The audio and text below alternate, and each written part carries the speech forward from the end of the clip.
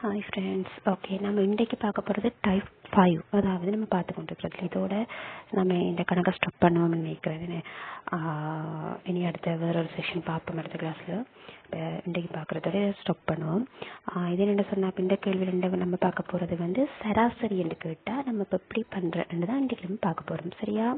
அதாவது ஒரு கொஷனில் வந்து சராசரி என்று சொல்லி கேட்டாங்கன்னா அது என்னென்னு அந்த கணக்கை செய்ய போகிறோம்னு தான் பார்க்க போகிறோம். ஓகே, சரி. இப்போ நம்ம ஃபர்ஸ்ட் கணக்கை பார்ப்போம். இது வரைக்கும் பார்த்து எல்லாம் உங்களுக்கு விளங்கியிருக்குன்னு நினைக்கிறேன். 4 விதமான கணக்கு பார்த்துருக்கேன். ஒரே டைப், பட் 4 செக்ஷனாக பிரித்து நான் உங்களுக்கு சொல்லியிருக்கேன். இதில் எது வந்தாலும் நீங்கள் செய்யக்கூடிய மாதிரி இருக்கணும். ஓகேவா? ஓகே, இப்போ நம்ம ஃபர்ஸ்ட் கணக்கை பார்ப்போம். சரியா? இப்போ பார்ப்போம். அருண் என்பவர் ஒரு வாகனத்தை 60 மைல் அல்லது மணி என்ற வேகத்தில் 120 மைல்கள் ஓடுகின்றார். பின்னர் 40 மைல்கள் மணி என்ற நேரத்தில் அடுத்த 120 மைல்கள் ஓடுகின்றார் எனில் மொத்தத்தில் அவருடைய சராசரி வேகம் என்ன என்றுதான் இப்ப கணக்கு. விளங்குதவங்களுக்கு என்ன கேட்டிருக்காங்க? அருண் என்ற ஒரு ஆள் வந்து ஒரு வாகனத்தை 60 மைல், இப்ப மைலோ மணி என்று சொன்னாலும் இப்போ அவர் என்றது அது குறிக்குது. சரியா? ரெண்டுமே ஒரே தான், அதை போட்டு குழப்பிக்கொள்ளாதீங்க. அவர் வந்து 120 மைல்கள் ஓடுகின்றார். சரியா? 120 மைல். பின்னர் அவர் 40 மைல அடுத்த 120 பேர் அவரில் போறாரு. சரியா? ஃபர்ஸ்ட் வார 60 மைல் வந்து 120 போறாரு. அடுத்த 40 வந்து 120 போறாரு. இதுதான் இதில் விளக்கம். விளங்கிட்டா? இப்போ இந்த கணக்கில் பாருங்க. இப்போ ஒருத்தர் 60 மைல் 100 போறாருன்னு சொன்னால் நெக்ஸ்ட் அவர் 40 மைல் வரை போறாரு. இப்போ கேள்வி என்ன? சராசரி வேகம். இப்போ சராசரி என்று கேட்டாலே உங்களுக்கு விளங்கணும். மொத்த வேகத்தை கேட்குறாங்க. மொத்த வேகம்னா இப்போ 2 ஸ்பீட் கொடுத்துருக்காங்க இல்லையா, அந்த 2 ஸ்பீடையும் சேர்ந்து தான் கேட்குறாங்கன்ற இதை கருத்து. அப்போ மொத்த தொலைவு மற்றும் மொத்த நேரத்தை வகுத்தம்னு சொன்னால் ஓகே, அது எப்படி வருதுன்னு சொல்லி கேட்கக்கூடாது. என்ன சொன்னால் உங்களுக்கு கேட்குறீங்கன்னா சொல்லியிருக்கேன் எப்படின்னு சொல்லி. விளங்குதா அது எப்படின்னு சொல்லி தெரியும் தானே?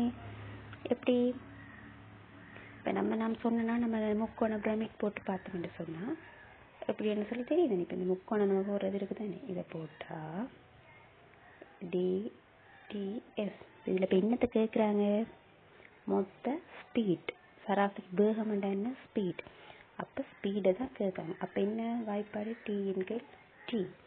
இதானே ஃபார்முலா. இதை மறந்துடக்கூடாது. இதை போட்டுட்டு நம்ம இதை செய்ய போகிறோம். இப்போ இதுக்கு வந்து நம்ம இப்போ டைம் தெரியணும். ஏன்? தொலைவு டைமையும் வகுத்தா தான் இந்த ஸ்பீடை கண்டுபிடிக்கலாம். அப்போ நமக்கு டைம் தெரியணும். ஆனால் இங்கே டைம் சொல்லியிருக்காங்களா கணக்கில்? சொல்லலை.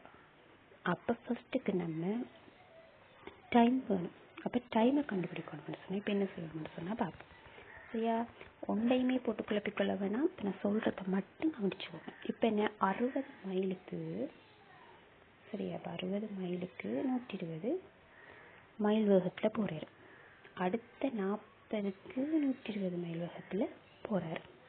இப்போ இதில் முதலாவது 120 மைல், இப்போ இதை இப்போ ஃபஸ்ட்டுக்கு பார்ப்போம். இதை வந்து இப்போ எவ்வளவு மணி நேரத்தில் போகிறாங்கிறத ஃபஸ்ட்டு கண்டுபிடிப்போம். சரியா? தெரிஞ்சா அடுத்ததை வச்சு கண்டுபிடிக்கலாம். சரி, அப்போ அதுக்கு நம்ம இப்போ நம்மளோட ஃபார்முலா உங்களுக்கு தெரியும் தானே. இப்போ டைமை கண்டுபிடிக்கணும்னா டைமுக்கு என்ன ஃபார்முலா? டைமுக்கு T=TS. இது தெரியும் தானே உங்களுக்கு. நம்ம முக்கோணத்தை போட்டு பார்த்தீங்கன்னு சொன்னால் அது தெரியும். சரியா? இப்போ இதில் டி எவ்வளவு? டி என்ன? தொலைவு எவ்வளவுன்னு சொல்லியிருக்காங்க. நான் அதை அழிக்கிறேன். சரியா? தொலைவு எவ்வளவுன்னு சொல்லியிருக்காங்க? 120.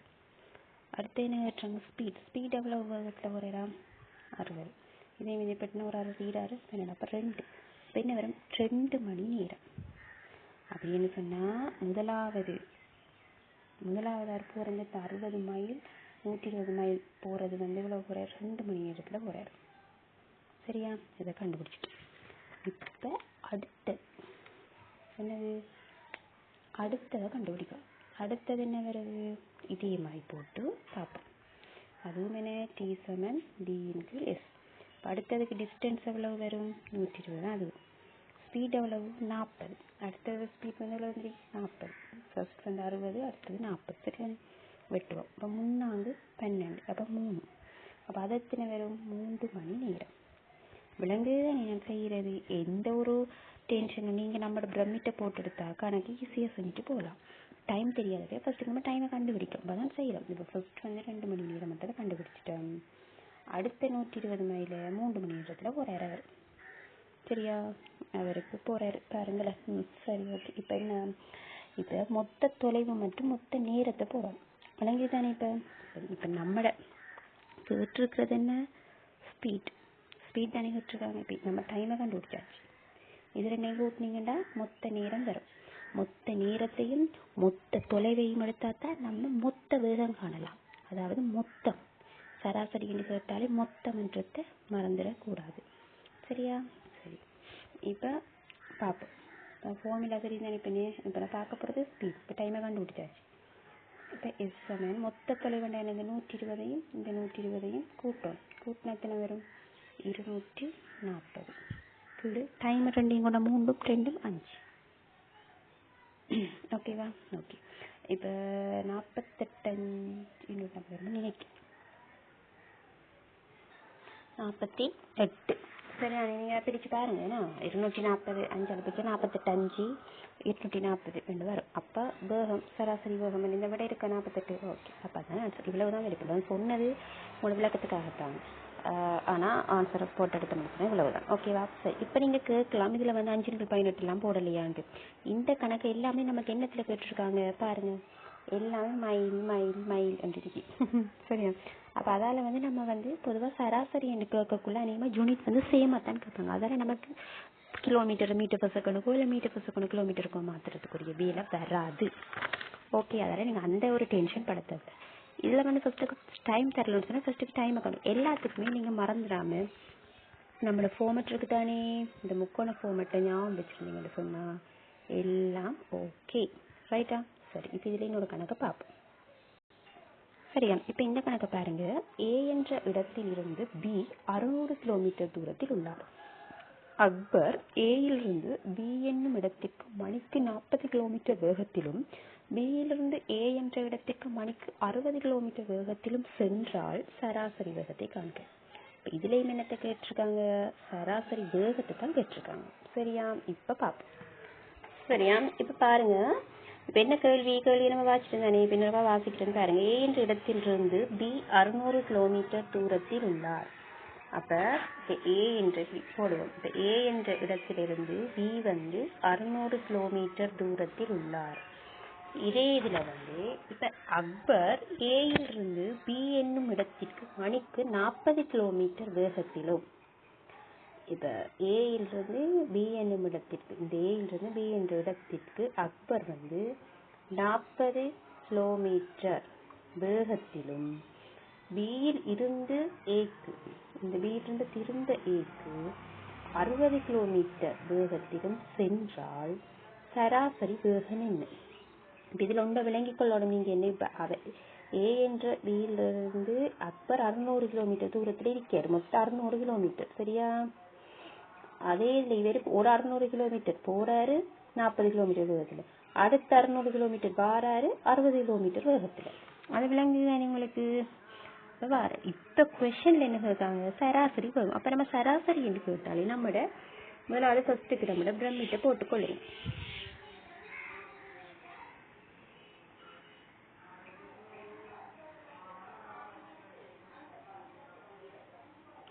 இதை மறந்துடாங்க, இதை போட்டுக்கொள்ளுங்க. இப்போ இதில் என்ன? இப்போ ஸ்பீடு கேட்காங்கன்னா உங்களுக்கு தெரியும் டின்னு வரும். இப்போ டைமை தெரிஞ்சுக்கணும் என்றதால நம்ம பின்ன ஃபர்ஸ்ட்டுக்கு டைமை பார்ப்போம். டைமை பார்க்கணுமெண்டா டிக்கு எஸ் கண்டு வரும். இப்போ டைமை நம்ம ஃபஸ்ட்டு கண்டுபிடிக்க தானே வேணும். டைம் இதில் வரல தானே. சரி, இப்போ டைமுக்கு என்ன வாய்ப்பாடு? டி சமன் டிக்கு எஸ். இப்போ மொத்தம் தூரம் எவ்வளோ? 600 கிலோமீட்டர் வந்து வந்திருக்காங்க. சரி, 600 கிலோமீட்டர். முதலாவது எங்கே போகிறாரு? ஃபர்ஸ்ட் வந்து 40 எடுத்தது என்ன?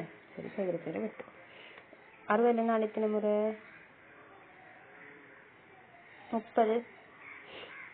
அப்புறம் 60 4 30 2 2. சரியா? 2 30 வெட்டினா 2 30 வெட்டினா 15 வரும். அப்போ 15 அவர். முதலாவது கேள்விக்கு விட சரி. முதலாவது எத்தனை வரும்? 15 அவர். ஃபர்ஸ்ட்டுக்கு வந்து சரியா 15 அவர். இப்போ இதே இதை வந்து அடுத்தது என்ன, அடுத்ததை பார்ப்போம். அடுத்தது என்ன சொல்லிக்காங்க, 600 கீழ் எத்தனை போடுவோம் நம்ம, 60 தானே. அப்போ அது 10, அப்போ அது எத்தனை வரும், 10 மணித்தியாலம் வரும். சரிதானே, விளங்கிட்டு தானே. உங்களுக்கு ஏதாச்சும் விலங்குன்னு சொன்னா நீங்க கேளுங்க, சரியா. இப்போ 10 மணி நேரத்தில் வர. சரி, இப்போ நம்மட வேகத்துக்கு வரும். வேகத்துக்கு என்ன, S(D)(T). இப்போ மொத்த தூரம் என்ன, மொத்த தூரம்ன்றது இப்போ போறதுக்கு 600, வாரத்துக்கு 600, 1200 வரும் மொத்த தூரம். டைம் என்ன, ரெண்டையும் கூட்டணும், 15ஐயும் 10ஐயும் கூட்டணும். கூட்டினா எத்தனை வரும், 25 வரும். 25 சொன்னா 5ஆம் பயப்படலை வெட்டுனா 1200, 240. 5 வெட்டினா 5, இங்கே 240 வரும். இந்த 5 240 வெட்டினா 48 வரும். போனவங்க 10 மணி. அப்போ S 48 km/h வரும். சரியா, விளங்கிட்டா. சரி, விலங்குகள் அடிக்க விழுங்க. சரியா, அடுத்த கணக்கை பார்ப்போம்.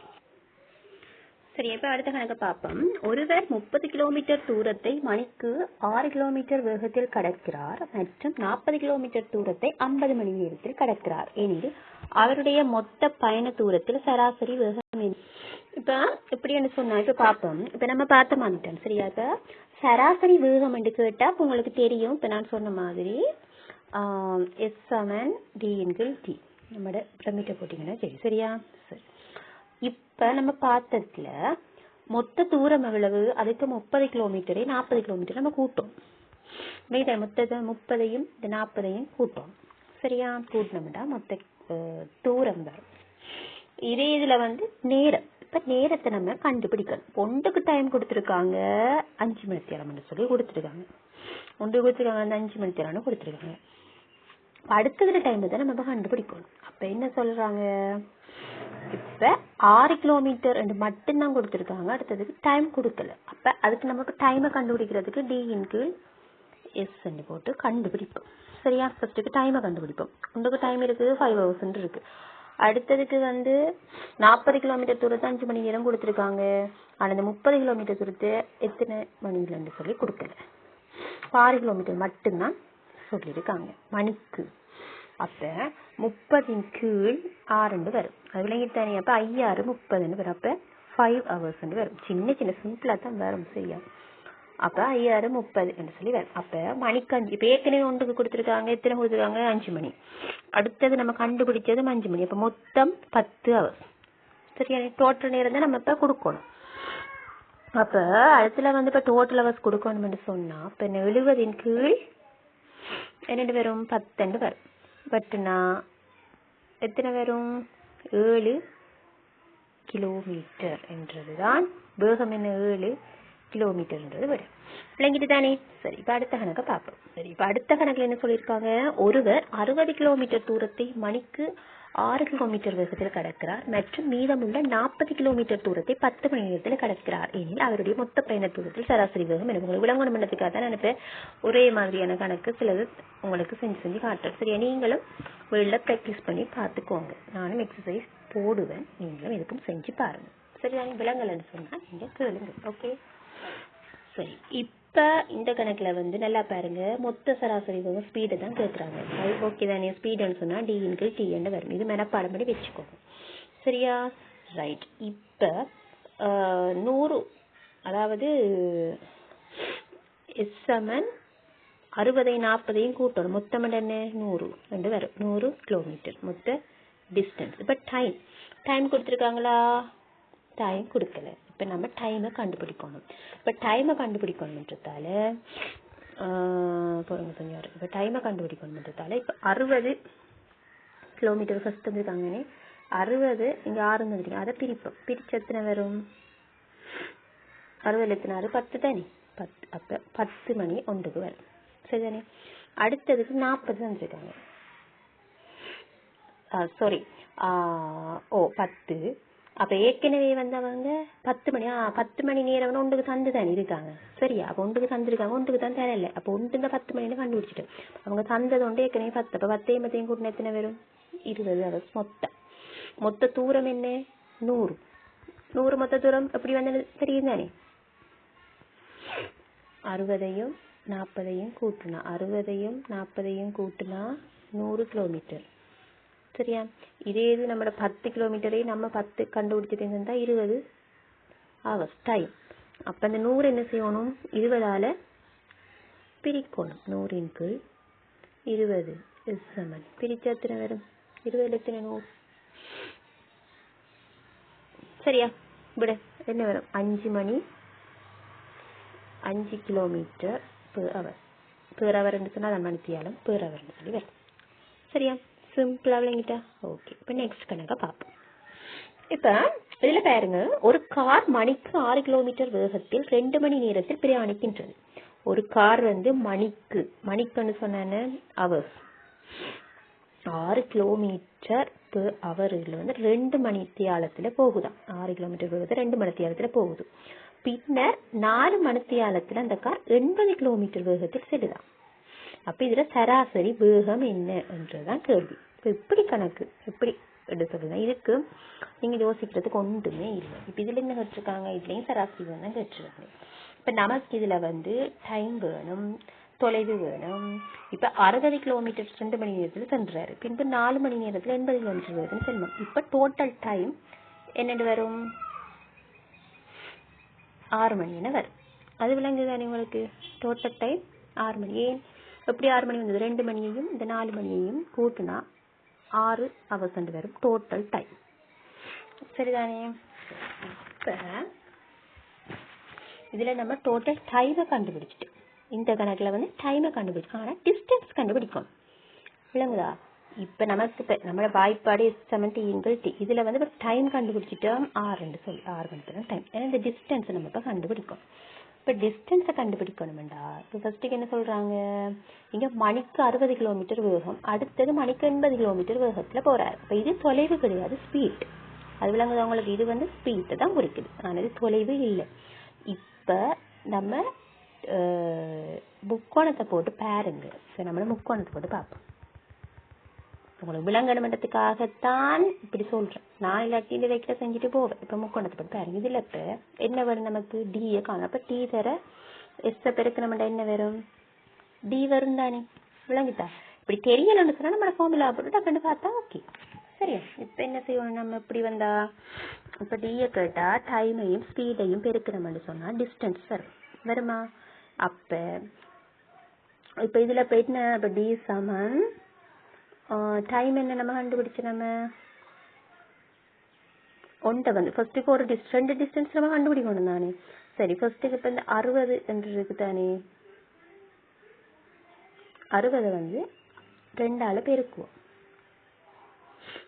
2ஆல பெருக்கணும்டா எத்தனை வரும்? 120 வரும். சரியா? அவ்வளவுதான். நெக்ஸ்ட் அடுத்தது எத்தனை சொல்லியிருக்காங்க? 40.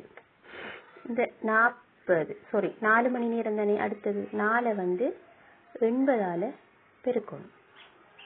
சரியா? 80ஆல பெருக்கணும் எத்தனை வரும்? 320 வரும். இப்ப ரெண்டையும் கூட்டணும். கூட்டினா எத்தனை வரும்? இந்த 120 இந்த 320 கூட்டினா 440 வரும். இப்ப 440 வந்தா அதை வந்து என்ன செய்யணும்? 6ஆல பிரிக்கணும். 6 தானே மொத்த டைம். என்ன 6 தானே? 6ஆல பிரிச்சோம்னு சொன்னா ஓகே தானே. மொத்த டிஸ்டன்ஸ் கண்டுபிடிச்சிட்டோம். இப்ப 440 டைம் வந்து 6 hours. அப்ப பிரிக்கணும். பிரிச்சோம்னு சொன்னா இப்ப 440 கீழ் 6 போட்டோம்னு சொன்னா 6ஆல பிரிச்சோம்னு சொன்னா 73 வரும். மிச்சம் மீதி 2 வரும். அந்த தசம் 2 வரும். தசத்தை வச்சு நம்ம சைவரை சேர்த்தோம்னு சொன்னா 20. அப்ப கூட்டு போட்டோம்னா 9 வரும். அப்ப இந்த ஆன்சரையும் நம்ம பார்த்துக்கணும். இப்ப 73.3 ஒரு விடை இருக்குதானே. இப்ப அப்படின்னு சொல்லி தந்தாங்க. இப்படியான கணக்கு வாங்கிட்டு நீங்க விடையையும் பார்த்துட்டீங்கன்னு சொன்னா 9 ஒன்று மிச்சம். அப்ப தசம் 3 வச்சுதான் நம்ம போறோம். அப்ப விடையை நம்ம 7.3 என்று சொல்லி போட்டுட்டு விடை இங்க தந்திருக்கிற விடையாக்கு மேல நம்ம பிரிக்க வேண்டிய அவசியம் இல்லை. அதையே போட்டு நம்ம போகணும்டாச்சு. சரியா? அப்படி குயிக்காவும் செஞ்சுட்டு போற மாதிரியும் வழி தசத்துல வந்தால் சரியா? தசத்துல வந்து 5ஆல பிரிக்க வேண்டியது வந்தா இப்படி செய்யணும்னு நான் உங்களுக்கு சொல்லி தந்திருக்கேன். இப்படி தசத்துல வந்து கேட்டா நீங்க அங்க விடையையும் பார்த்து எத்தனை அடுத்து தசத்துக்கு அங்கால வார இந்த மட்டும் கண்டுபிடிச்சா போதும். அதுக்கு அங்கால நீங்க மினக்கட்டு பிரிக்கணும் சேர்ந்த அவசியம் கிடையாது. சரிதானே? விளங்கிட்டு தானே இது? சரி, இப்போ உங்களுக்கு எல்லாம் ஓகே தானே? இதோட நம்ம இந்த கணக்கெல்லாம் ஸ்டாப் பண்ணுவோம். இதுக்கு நான் எக்ஸசைஸ் நான் உங்களுக்கு அடுத்த கிளாஸ் அளவில் அப்படியே எலிமெண்ட்ஸ்லாம் போட்டு விடுறேன். அடுத்தது என்னென்னு சொன்னால் எவ்வளவுக்கு உங்களால் ப்ராக்டிஸ் செஞ்சு பாருங்க. இனி அடுத்தது பெரிய ஏதாச்சும் உங்களுக்கு விளங்காமல் அப்படி ஏதாச்சும் இருந்துச்சுன்னு சொன்னால் நீங்கள் என்கிட்ட சொல்லுங்க. சரியா? ஓகே.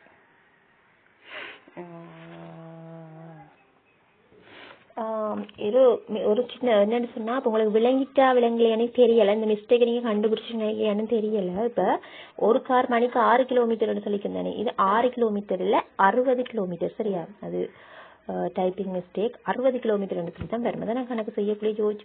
சரி, 60 கிலோமீட்டர் வருமா? 6 கிலோமீட்டர் இல்லையா? 60 கிலோமீட்டர் சேஞ்ச் பண்ணி பாருங்க. சரியா? 60 கிலோமீட்டர் போட்டிங்கன்னு சொன்னதான் நம்ம சொன்ன மாதிரி வேற 6 கிலோமீட்டர் வராது. சரியா?